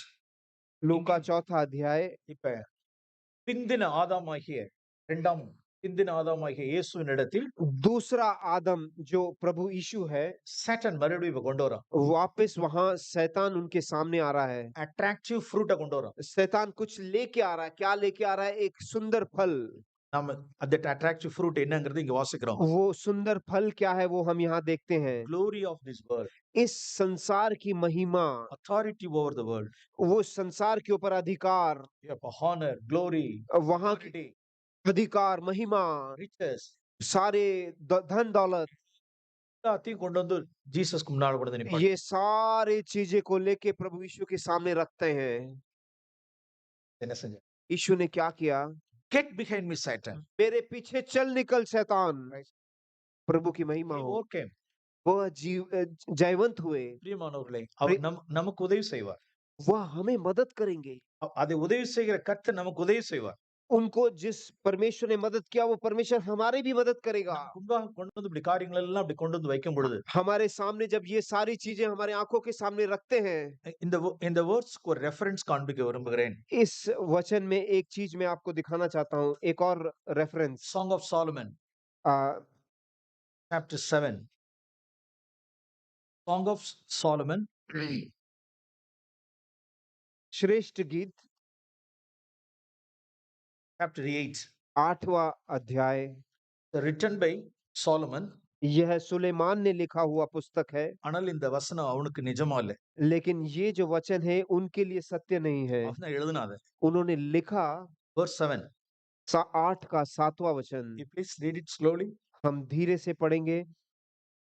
पानी की बाढ़ से भी प्रेम नहीं बुझ सकता और न महानदों से डूब सकता है। Actually அவன் என்ன சொன்னா? Solomon என்ன சொன்னா என்றால் फुल वासे करें। यदि कोई अपने घर की सारी संपत्ति प्रेम की शांति दे दे तो भी वह अत्यंत तुच्छ ठहरेगी। திரளான தண்ணீர் நேசத்தை அவிக்க மாட்டார். बहुत बड़ा बाढ़ प्रेम को नहीं बुझा सकता। Many waters cannot quench love. बहुत सारा पानी प्रेम को बुझा नहीं सकता। Written by किसने लिखा है? சாலமன். सुलेमान ने लिखा है। ஓகே. அவனுடைய திரளான தண்ணீர் அப்படின்னா उनका जो बहुत बड़ा पानी क्या है? 700 concubines.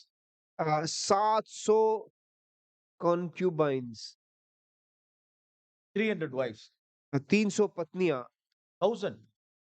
1000 स्त्रियां, 1000 ஸ்திரீகளை கண்டவன். 1000 स्त्रियों को उसने देखा है। 1000 ஸ்திரீகளை 1000 ஸ்திரீகளுடைய நேசம் 1000 स्त्रियों का प्रेम தேவன் மேல உள்ள நேசத்தை அவிச்சிருச்சு. परमेश्वर का प्रेम को पूरा ठंडा कर दिया। ஆனால் இவன் என்ன எழுதி வச்சிருக்கான் அப்படின்னா परंतु उन्होंने उसी सुलेमान ने क्या लिखा है? திரளான தண்ணீர் நேசத்தை அவிக்க மாட்டாதுன்னு சொன்னான். बहुत बड़ा पानी का बाढ़ प्रेम को नहीं बुझा सकता करके लिखा हुआ है। அவனுடைய திரளான கணம், उनका जो इतना बड़ा महिमा था, அவனுடைய riches, उनके जो धन दौलत थे, honor, जो आदर था, glory, जो महिमा थी, sensual sexual pleasures with 1000 वो women. वो लैंगिक इच्छा 1000 स्त्रियों के साथ, அவ்வளவு சேர்ந்து என்ன செஞ்சுச்சு அப்படின்னா ये सब मिलके क्या हुआ? சாலமோனுடைய நேசத்தை அவிச்சிருச்சு. वो सुलेमान का जो प्रेम था उसको पूरा ठंडा कर दिया। அப்ப இந்த வசனம் அவனுக்கு நிறைவேறல. तो ये जो वचन है ये उनके लिए सत्य नहीं हुआ।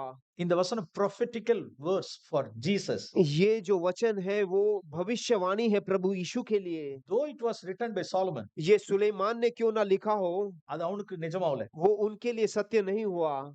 Jesus எதையுமே அவருடைய தன் பிதாவுக்கு மேல இருந்த நேசத்தை எதுவும் அணைக்க முடியல. यीशु का परमेश्वर के साथ जो प्रेम था वो कोई भी चीज उसको ठंडा नहीं कर पाया। இப்ப சாட்டன் இப்ப வந்து ஆஃபர் பண்றான். शैतान जो है वो यीशु के सामने रख रहा है authority, वो अधिकार, position, वो स्थान, glory, वो महिमा, riches, वो धन दौलत, இதெல்லாம் கொண்டு வந்தது ஜீசஸ் என்ன செஞ்சார்? ये सब उनके सामने रख रहे हैं। यीशु ने क्या किया? இங்க வாசிக்கிறோம், ஒருவன் தன் வீட்டில் உள்ள ஆஸ்திகளை எல்லாம், आ, अगर कोई अपने घर की सारी चीजों को, பிசாசுனுடைய வீடு, ये सब शैतान का घर है। சாத்தானுடைய வீடு தான் இந்த வீடு. இந்த ये- உலகம் தான் சாத்தானுடைய வீடு. ये जो पूरा दुनिया है वो शैतान का घर है। இந்த உலகத்தில் உள்ளதான இந்த ஆஸ்திகளை எல்லாம் ஜீசஸ்ட்ட கொண்டு வந்து வச்சான். ये इस संसार की जो सारी संपत्तियां हैं वो यीशु के सामने रख दिया।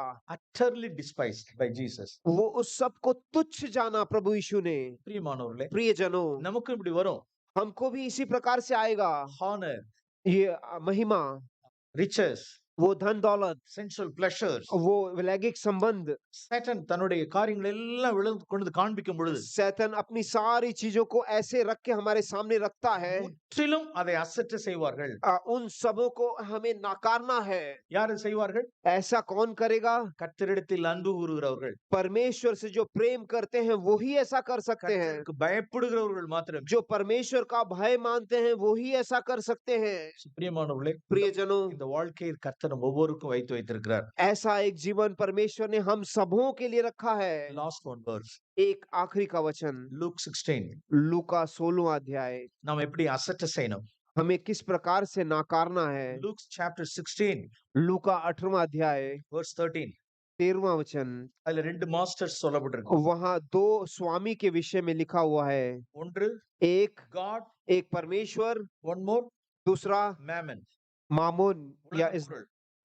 इस संसार की चीजें। இப்ப நம்ம எப்படி வாசிக்கிறோம்னா, हम किस प्रकार से वो पढ़ रहे हैं? ஒன்றை பகைக்கணும், एक को हमें घृणा करने हैं, ஒன்றை சிநேகிக்கணும், एक से प्रेम करना है, ஒன்றை பற்றி கொள்ளணும், एक को पकड़ के रखना है, ஒன்றை அசட்டை செய்யணும். एक को छोड़ देना है। பிரியமானவர்களே, प्रियजनों, நாம் பகைக்கிறோம், हम क्या घृणा कर रहे हैं? நாம் அசட்டை செய்கிறோம். क्या हम उसको छोड़ रहे हैं? நாம் எதை பகைக்கிறோம், எதை அசட்டை செய்கிறோம்? हम किसको घृणा कर रहे हैं, किसको छोड़ रहे हैं? இயேசு கிறிஸ்து முற்றிலும் அசட்டை செய்தார். यीशु ने सारी चीजों को घृणा किया। அவனே சீஷன். वही शिष्य है। பகைத்து சிநேகிப்பான். वह घृणा करके प्रेम रखता है। நமக்கு நம்மளுடைய ஜாபோ, வேலையோ, हमारा काम हो, உடைமைகள். Okay, see in Luke chapter 14, लूका 14वें अध्याय में நாம் காலையில இந்த சாப்டர் நான் வாசிச்சோம். हमने सुबह ये अध्याय से पढ़ा था। இதுல நான் verse 20 பிரதர் காண்பிச்சாங்க இந்த verse. भाई ने 20वां वचन वहां हमको पढ़ाया था। they made excuses. सब लोग आके एक एक एक्सक्यूज दे रहे थे। ஒருவனுக்கு பிசினஸ், एक को था धंधा पानी, ஒருவனுக்கு அவனுடைய மனைவி, दूसरे था उसकी पत्नी थी, அவன் புதுசா விவாகம் பண்ணியிருக்கான். अभी उसकी शादी हुई थी, நியூலி மேரிட். नया शादी था। I want to show a verse from Deuteronomy chapter 24. मैं व्यवस्था विवरण से एक चीज आपको दिखाना चाहता Deuteronomy chapter 24 हूँ। 24वां अध्याय, verse 5. 24 का 5वां वचन। Deuteronomy chapter 24 verse 5. व्यवस्था विवरण 24वां अध्याय का 5वां वचन। Okay, please read. जो पुरुष हाल का ब्याह हुआ हो वह सेना के साथ न जाए और न किसी काम का भार उस पर डाला जाए। यह वर्ष भर अपने घर में स्वतंत्रता से रहकर अपनी ब्याही हुई स्त्री को प्रसन्न करता रहे। இங்க நியூலி மேரிட் யாரும் இருக்காங்களா? नया शादी हुआ कोई है क्या यहाँ पे? நல்ல verse அல்ல? एकदम अच्छा वचन है ना? See, யுத்தத்துக்கு போக வேண்டாம். वो युद्ध में जाने की जरूरत नहीं। See, God in Old Testament itself, God has granted such permission. पुराने नियम में ही परमेश्वर ने ऐसी चीजें सारे उनके लिए रखी थी। ஏன்னா இஸ்ரேலைட் அப்படின்னா ஒரு கம்பல்சரி வார் போயிட்டு வரணும், சோல்ஜரா இருக்கணும். क्योंकि इजरायली हर एक व्यक्ति को युद्ध में जाना जरूरी है। Okay, if he is newly married means अगर उसकी शादी अभी हुई है, what a God. कितना अच्छा परमेश्वर है। எப்படி பர்மிஷன் கொடுக்குறாருன்னா 1 year கொடுக்குறாரு. वो कैसे परमिशन दे रहा है? 1 साल के लिए छुट्टी, उसको युद्ध में जाने की जरूरत नहीं। பிரதர் சொன்ன மாதிரி பெஞ்சில் உட்காந்துடலாம். वो भाई ने जैसे बोला बेंच में बैठ गया है। ஒரு வருஷம் 1 साल ஊட்டி கொடைக்கானல் ऊटी में जा रहा है, कोडाईकनाल में घूमने को जा रहा है, இந்த பக்கம் போனா ஹிமாச்சல், हिमाचल में जा रहा है, சிம்லா. शिमला में जा रहा है। Okay 1 year. 1 साल के लिए। why? in order to किस लिए? தன் மனைவியை சந்தோஷப்படுத்த, अपने पत्नी को प्रसन्न करने के लिए, to check his wife. टू उसको खुशी लाने के लिए। what a God. कितना अच्छा परमेश्वर है। yes, அவர் தான் இந்த லாவை கொடுத்தார். परमेश्वर ने ही ये आज्ञा दी है। சரி, அந்த லூக் 14ல लूका 14 में, அந்த லூக் 14க்கே நாம் திருப்போம். हम लूका 14 में जाएंगे। Luke chapter 14. लूका 14। இவனுக்கு நான் ஒரு பேர் வச்சிருவோமா? उनको एक नाम देंगे क्या? ஆல்பர்ட். आल्बर्ट, भाई आल्बर्ट। Albert family. आल्बर्ट का परिवार। Newly married. अब भी जस्ट शादी हुई है उनकी। அவனுடைய மனைவி கிரேசி. उनकी पत्नी का नाम हम देते हैं Gracie. Albert and Gracie. Albert और ग्रेसी न्यूली मैरिड. नया शादी हुआ उनका। அவங்க கையில என்ன லா இருக்கு அப்படின்னா, उनके हाथ में कौन सा नियम है? Deuteronomy 24:5. लेवी व्यवस्था 24 का 5वां वचन। இப்ப கிங் டேந்து என்ன வருதுன்னா கால் வருது. இப்ப वो राजा से उनको एक नियम आता है, இன்விடேஷன் வருது. एक न्योता आता है। கிங் என்ன செய்றாரு அப்படின்னா ஃபீஸ்டுக்காக राजा इस प्रकार से उनको बुलावा दे रहा है। அவருடைய கிங்ஸ்னுடைய அவருடைய சன்னுடைய ஃபீஸ்டுக்காக இன்விடேஷன் அனுப்புறாரு. उनके लड़के का कुछ एक बड़ा फेस्टिवल हो रहा है, उसके लिए वो सबको बुला रहे हैं। So banquet hall is everything is ready. खाने का पूरा तैयारी खड़ा हुआ है। ஆல்பர்ட் அண்ட் கிரேசி பாக்குறாங்க. आल्बर्ट और ग्रेसी वो नेवता को देख रहे हैं। Invitation for banquet hall. वहां खाने के लिए बुलावा आया है उनको। அவர் கையில என்ன வச்சுக்கிட்டு இருக்காருன்னா Deuteronomy 24:5 வச்சுக்கிட்டாரு. लेवी व्यवस्था 24 का 10। Deuteronomy 24:5. वो लेवी व्यवस्था 24 का 10:5। I am newly married. I am engaged. मैं उनके साथ मेरा जुड़ा हुआ है। मैं शिमला में मेरा प्लान है पूरा। In order to cheer my wife. मेरे पत्नी को खुश रखने के लिए मैं ऐसे हवाई जहाज में जा रहा हूँ। I cannot come. Is it okay? Literally it is okay. ये सही रीति में ये सच है। He is such a fool. इतना मूर्ख व्यक्ति है। Albert and Grace, such a fool. Albert और ग्रेसी एकदम मूर्ख। Number 1. पहला नंबर के मूर्ख। Why? क्यों? One side invitation. एक साइड है वो नेवता। The other side is Deuteronomy 24:5. और दूसरा है वो ड्यूटरोनॉमी 24:5। Why he is a fool? वो क्यों मूर्ख है? देखिए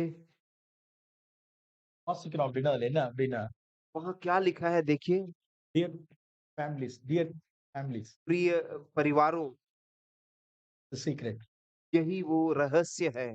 God's னுடைய பிரசன்ஸ்க்கு प्रभु की सानिधि के लिए, God's would banquet hall க்கு प्रभु की वो खाने का परोसा हुआ जगह पर அவருடைய banquet hallல அவருடைய பிரசன்ஸ்க்கு வந்தால்தான் उनकी वो खाने की जगह पर उनकी सानिधि में जब हम पहुंचते हैं, மனைவியை எப்படி சந்தோஷப்படுத்தலாங்கிற சீக்ரெட்டா அவர் கத்து தருவார். पत्नी को किस प्रकार से खुश रखना है, उसका रहस्य वही आप सीख सकते हो। எப்படி மனைவியை மன்னிக்கணும், कैसे अपनी पत्नी को आदर देना है, எப்படி மனைவியினுடைய வீக்னஸ் எப்படி இன்ஃபர்மிட்டிஸ் சகிக்கிறது, कैसे मेरी पत्नी की जो कमियां हैं उसको मैं कैसे संभाल सकता हूँ, எப்படி கீழ ஹம்பிள் பண்றது, எப்படி ஹியூமிலியேட் ஆகுறது, कैसे मैं अपने आप को नीचे कर सकता हूँ, எப்படி சிலுவையை எடுக்கிறது, எப்படி கிராஸ் எடுக்கிறது, कैसे मैं क्रूस को उठा सकता हूँ, எப்படி மன்னிக்கிறது, कैसे मैं क्षमा दे सकता हूँ, எப்படி கம்பேஷனேட்டா இருக்கிறது, कैसे मैं दयालु हो सकता हूँ। இப்படிப்பட்ட லெசன்ஸ் அத்தனையும் தேவன் எங்க கத்து கொடுப்பாரு? ऐसी அவருடைய பிரசன்ஸில். ऐसे सारे पाठ आप कहाँ सीख सकते हो? प्रभु की सानिधि में ही सीख सकते हो। அவருடைய பேங்க்வெட் ஹால்ல वहां वो मेज पर ही सीख सकते हो खाने के। அத தவற விட்டு वह छोड़ दिया उन्होंने। இவட்ட என்ன இருக்கு அப்படின்னா, उनके हाथ में अभी क्या रह गया? என் மனைவியை நான் சந்தோஷப்படுத்தணும். मैं मेरे पत्नी को खुश रखना है मुझे। இங்க இருந்து நேரா விஷ்குன்னு போய் இறங்கிட்டாங்க. वहां से वो फुसक करके वहां पहुंच गए शिमला में। 7 days 10 days சொல்லிட்டு ப்ரோகிராம் பண்ணிருக்காங்க. और वो 7 दिन 10 दिन के बड़े प्रोग्राम है वहां। ரெண்டாவது நாள் சிம்லால இப்படி பிடிச்சிட்டாங்க. वो दूसरे दिन ही वहां पे गड़बड़ हो गया है। ஹஸ்பண்ட் அண்ட் ஒய்ஃப் ரெண்டு பேருக்கு அங்க வந்து ஜகடா ஜகடா. वहां पति और पत्नी के बीच में वो झगड़ा शुरू हो गया है। தேர்ட் டே ஜகடா शुरू हो गया। finished அவ்வளவுதான். बस खत्म हो गया वहां पे। Ticket cancel. वो टिकट सब cancel. then they are coming back.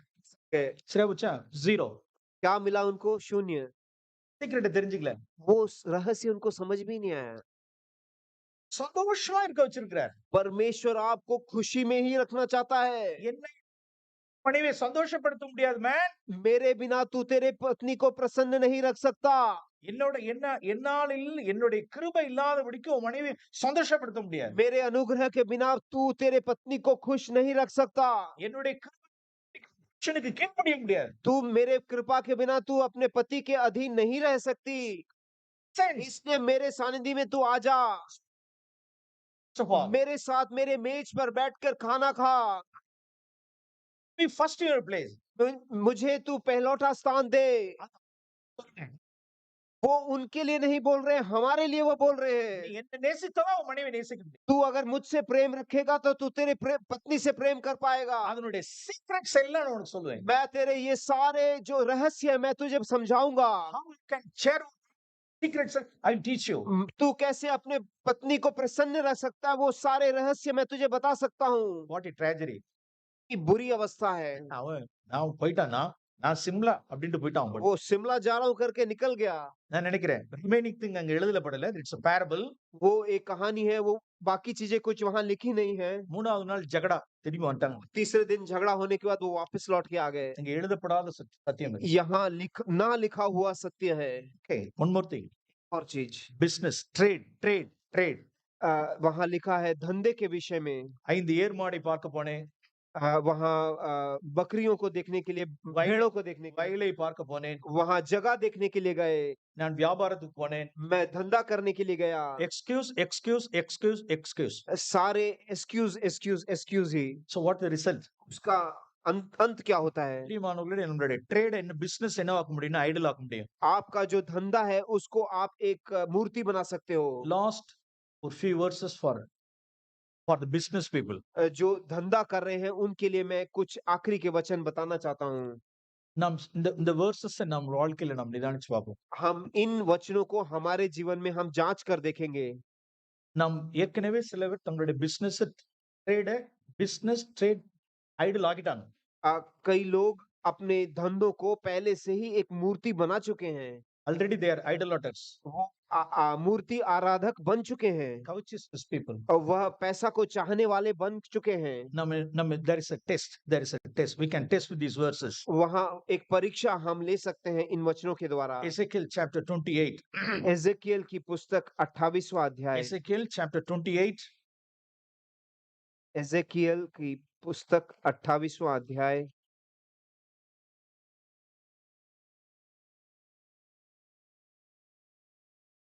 Ezekiel की पुस्तक 28वां अध्याय Okay, verse 5. Number 1. 5वां अध्याय 5वां वचन। पहली चीज I'll show you 3 verses in chapter 8, 28. मैं 28वें अध्याय में 3 चीजें दिखाना चाहता हूँ, 3 वचन Especially for the business people. जो धंधे में उतरे हुए हैं उनके लिए। Business is good. बिजनेस करना अच्छी बात है, Trade is good. Trade is. लेन देन करना अच्छी बात है, By all means, वो आप अच्छी रीति कर सकते we हो। have to earn our money. हमें हमारा जीवन की रोटी कमानी है, We have to earn it righteously. वो सही रीति से हमें कमानी है। For the glory of God, we have to faithfully have to spend it. परमेश्वर की महिमा के लिए हमें वो पैसों को खर्च भी करना है। Okay, there is a checklist. 3 verses I want to show you. यहाँ 3 चेकलिस्ट है, वो हम इन 3 वचनों के द्वारा देखेंगे। Ezekiel chapter 28 verse 5. एजेकियल की पुस्तक 28वां अध्याय उसका 5वां वचन, Okay. 5th verse. Ah. तूने बड़ी बुद्धि से लेन देन किया जिससे तेरा धन बढ़ा और धनी के कारण तेरा मन फूल उठा है। வியாபாரம் trade or यस, लेन देन, okay வியாபாரம் लेन देन। okay நம்மளுடைய வியாபாரத்தினுடைய மிகுதியினால் பொருள் பணம் செல்வம் அதிகமாயி அது நிமித்தமாய் நான் மேட்டிமை ஆனேன் என்றால் because of the abundance of the money, abundance of riches through this business, my heart is பெருமை அடைந்தால் already he has made it idol. अगर इस वचन के अनुसार लेन देन के द्वारा हमारा धन बढ़ चुका है और उसके कारण हमारा मन फूल कर हम अहंकारी बन चुके हैं, तो हम मूर्ति आराधक बन चुके हैं। Actually இது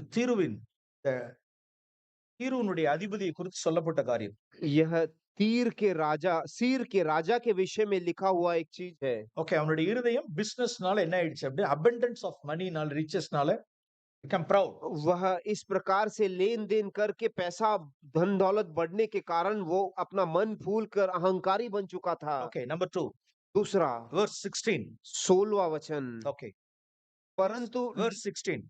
16वां वचन, परंतु लेन देन की बहुतायत के कारण तू उपद्रव से भर कर போதும் पापी हो गया। ஓகே, பாவம் செய்தாய் पापी हो गया எப்படின்னா உன்னுடைய வியாபாரத்தினுடைய மிகுதியினால் आपके some sort of violence. लेन देन के बहुतायत के कारण वहां कुछ झगड़े हो रहे हैं, उपद्रव। வார்த்தை எல்லாம் ரஃப் அண்ட் டஃப்பான வார்த்தைகள், जो बोलचाल है वो एकदम कठोर हो गया, கடுமையான வார்த்தைகள், कठोर वचन ही बोलते हैं, மரியாதை இல்லாத வார்த்தைகள், एक आदर न देते हुए बोलना, நிதானத்தை டெம்பரை இழந்துடுறது, जल्द ही गुस्सा होना, அதிகமா கோபப்படுறது, बहुत ज्यादा गुस्सा होना।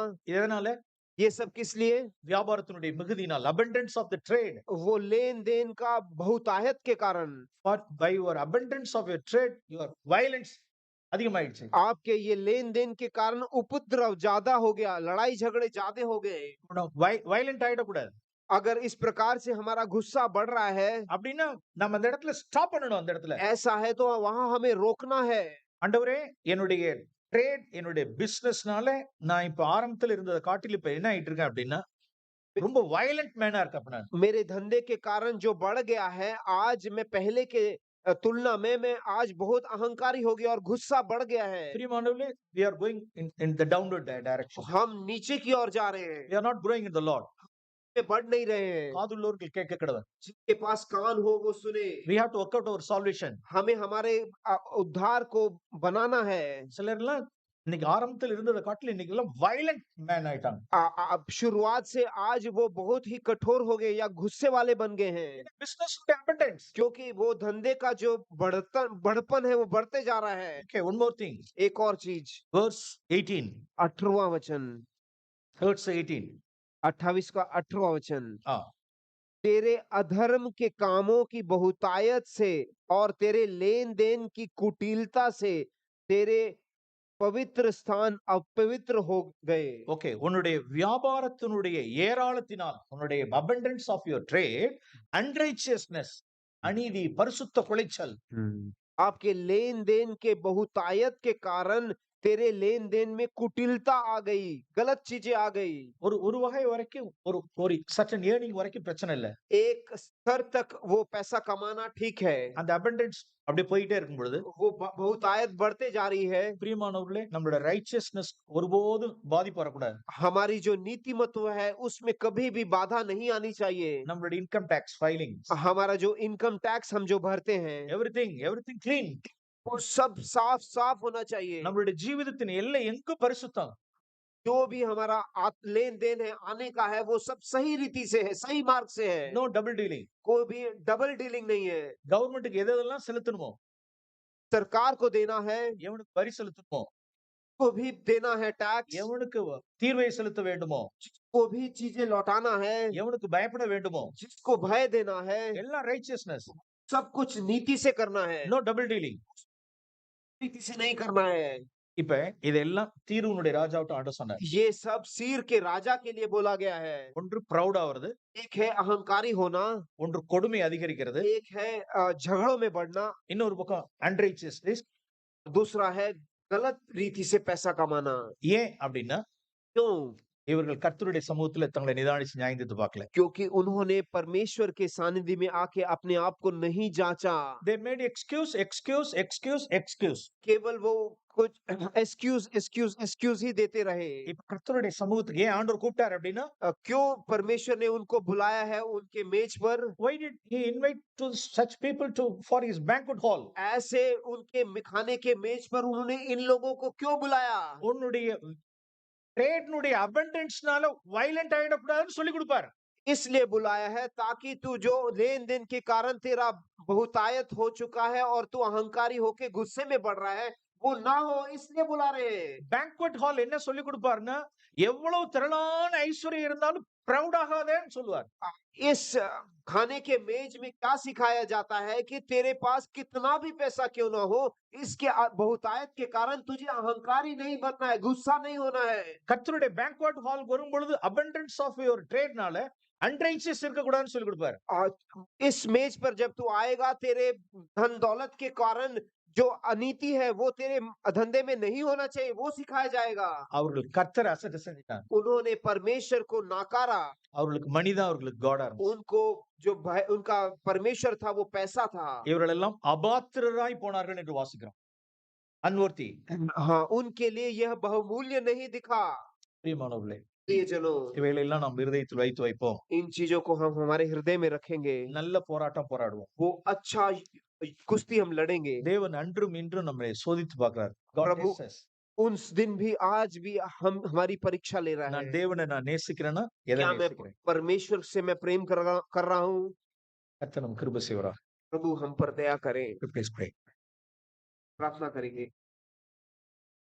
प्रभु आपने सच्चाई और खराई के साथ हमको हमारे जीवन के रास्तों को सुधारने के लिए आप हमसे प्रेम के साथ प्रभु आप बार बार बात करते हो, उसके लिए हम धन्यवाद देते हैं। हम इसके योग्य नहीं प्रभु कि आप हम पर इतना दया करके हमें दृढ़ करके हमें खड़ा करने के लिए आप हमें अपने मेज पर बुला रहे हैं। हम कौन है प्रभु, किस योग्य है कि हम आपके मेज पे आकर हमारे जीवनों को सुधार सकते हैं प्रभु। इसके लिए हम आभारी हैं प्रभु। जीवन भर हम क्या लौटाएं आपको कि आपके मेज पर हमें बुला रहे हो हमारे सुधार के लिए। आपकी कोई भलाई नहीं, हमारे भलाई के लिए हम पर दया कीजिए ताकि हमारी आंखें खुले और हम पूरी इच्छा के साथ आपके मेज पर आकर खा के प्रभु तृप्त होकर आपके कलीसिया के लिए उपयोगी पात्र हो पाए। हम पर दया कीजिए, यीशु के नाम में प्रार्थना करते हैं।